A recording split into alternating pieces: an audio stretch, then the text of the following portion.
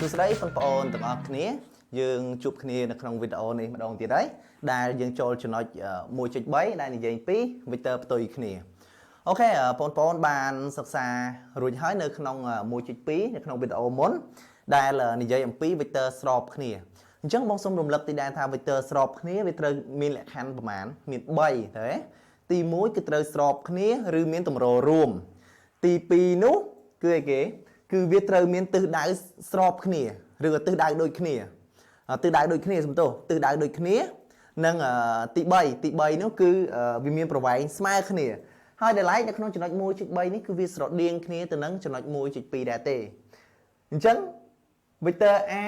B ដែល A ជាគុល B ជាចុងហើយនឹង vector C D ដែល C ជាគុល D ជាចុងអញ្ចឹងយើងឃើញថាចុងព្រួញវាប្រច្រាស់គ្នាពីរហ្នឹងប្រច្រាស់គ្នាហើយប្រវែងវាស្មើគ្នាទៀតហើយវាស្របគ្នាទៀតវាស្របគ្នាទៀតអញ្ចឹងគេថា vector 2ហ្នឹងផ្ទុយគ្នាដែលគេកំណត់សរសេរដោយ AB តែកាលណាគេសរសេរ AB អញ្ចឹងមានន័យថា A ជាគុល B ជាចុងឃើញទេ AB គឺស្មើជាមួយនឹងនេះ vector C នេះគុល D នេះគឺចុងវាផ្ទុយគ្នាមានសញ្ញាដកតំណាងឲ្យផ្ទុយមានណាតំណាងឲ្យទិសដៅវាពីរហ្នឹងគឺប្រច្រាស់គ្នាអញ្ចឹងណាអូខេហើយអញ្ចឹងគេថាបើសិនជាវាផ្ទុយគ្នាពីកាលណាស្របគ្នាឬមានទម្ររួមអានេះវាដូចទៅនឹងអាស្របដែរអាស្របក៏អញ្ចឹងដែរស្របគ្នាឬមានទម្ររួមដែរ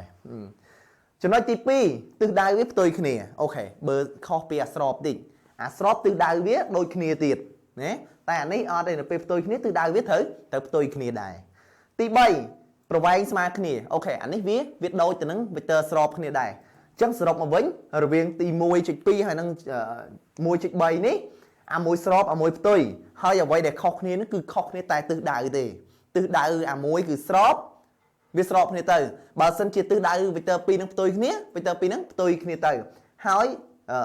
និយាយពីទិសវាគឺស្របគ្នាដូចគ្នាហើយប្រវែងវាឬក៏ model វាក៏ស្មើគ្នាដែរអូខេ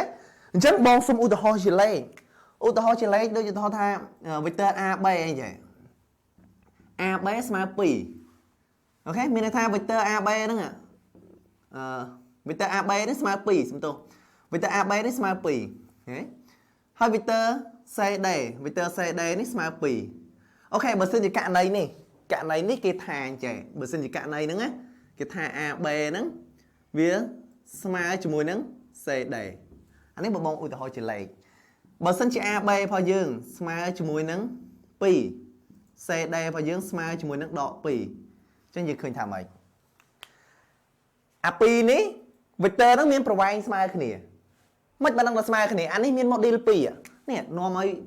មកប្រវែងតម្លៃ vector AB ស្មើប៉ុន្មានគឺស្មើជាមួយនឹង2ហេផ្ដល់នេះវិញ CD អញ្ចឹងតម្លៃនៃ vector CD របស់យើងគឺ